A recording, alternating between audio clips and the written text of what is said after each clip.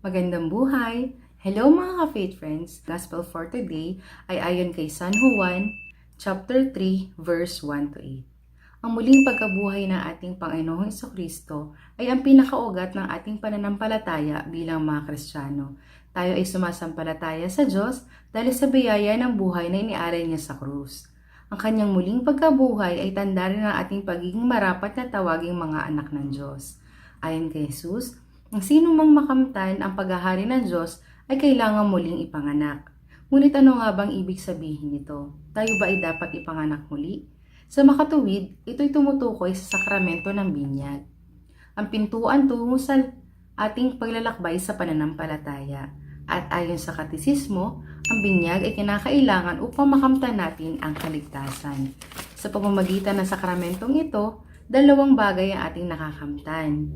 Ang paglilinis ng ating orihinal na kasalanan at ang pagiging marapat na tawaging mga anak ng Diyos sa pamamagitan ng ating pagbilang sa kanyang simbahan.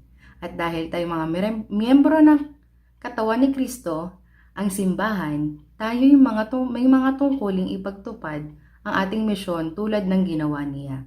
Mga sakripisyo at panalangin, ang kabutihan at katuwiran na ipahayag ang gawain at ang paglilingkod ng walang kapalit.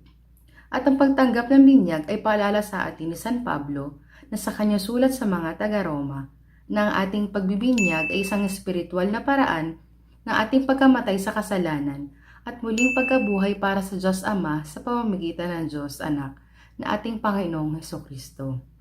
Kaya noong bihilya at araw ng Pasko ng pagkabuhay, isinariwa natin ang pangako ng binyag upang talikdan natin ang mga masasamang bagay at sumasampalataya sa Diyos at sa kanyang ginawa para sa ating kaligtasan.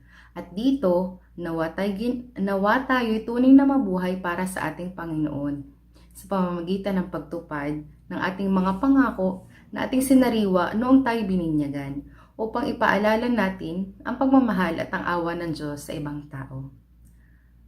Yun lang po.